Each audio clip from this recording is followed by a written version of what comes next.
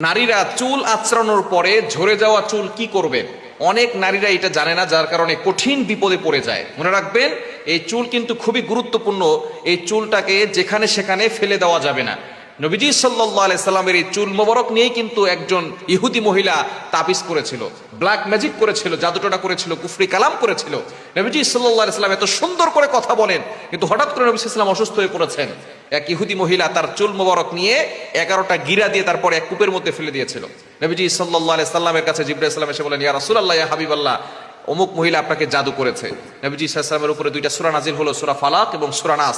এই সূরা দুটো দিয়ে নবীজি সাল্লাল্লাহু আলাইহি ওয়াসাল্লাম এক একটা আয়াত করে ফু দিয়েছেন, এক একটা গিরা খুলে গিয়েছে। নবীজি সাল্লাল্লাহু আলাইহি ওয়াসাল্লাম সম্পূর্ণরূপে সুস্থ হয়েছেন। সুতরাং এই চুল যেখানে সেখানে ফেলবেন না, কেননা এই চুল মানুষের একটা দেহের অংশ, এটাকে যেখানে সেখানে ফেলবেন না। আর নারীদের চুল কিন্তু নারীদের সতর, এই নারীদের চুল যাতে করে কেউ না দেখে এই বিষয়ে খেয়াল রাখতে হবে। যদি কোনো নারী তার চুলকে দেখিয়ে বেড়ায়, একটা চুল যদি কোনো পরপুরুষ দেখে, ওই একটা চুল একটা বিশাল বড় সাপ হয়ে তাকে আক্রমণ করবে। অন্যরায়াত আছে একটা চুল 70টা সাপ হবে। আর জাহান্নামের সাপ হচ্ছে খুব ভয়ঙ্কর সাপ।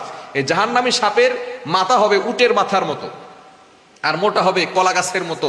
বিশাল বড় বড় এই সাপ আপনাকে আক্রমণ করবে। সুপারি গাছের মতো বিশাল লম্বা হবে এই সাপগুলো। যদি আক্রমণ করে, একটা আক্রমণ করলে, একটা আঘাত করলে 40 বছর ধরে তার ব্যথা মানুষ অনুভব করবে। সুতরাং কতটা ভয়ঙ্কর হতে পারে একটু চিন্তা করে দেখেন। নবী সাল্লাল্লাহু আলাইহি ওয়াসাল্লাম তিরমিজি শরীফের হাদিসে জানিয়ে দিয়েছেন।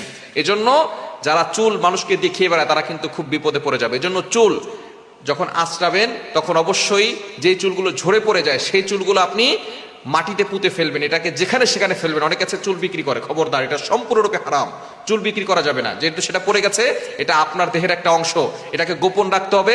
অনেকগুলো জমিয়ে তারপরে আপনি যখন মাটি পাবেন সেই মাটিতে আস্তে করে পুঁতে ফেলবেন। এটাকে আপনি যেখানে সেখানে মানুষের কাছে দেখাবেন না এবং যেখানে সেখানে ফেলে দিবেন না। তাহলে হতে পারে আপনার আত্মীয় স্বজন এই চুল নিয়ে আপনাকে জাদু করতে পারে, আপনাকে বান মারতে পারে, ব্ল্যাক ম্যাজিক করতে পারে, আপনাকে ক্ষতি করতে পারে, আপনি বিপদে পড়ে যেতে পারেন। এই চুল যেখানে সেখানে ফেলবেন না, কেননা দূরের লোকরা কিন্তু ক্ষতি করতে পারে না। দূরের লোকরা আপনাকে কষ্ট দেওয়ার সাহসও পাবে না, কষ্ট দেয় কিন্তু কাছের লোকরা।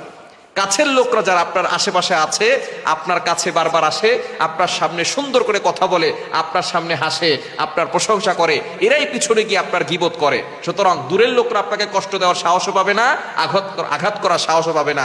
আঘাত করে কিন্তু কাছের লোকেরা।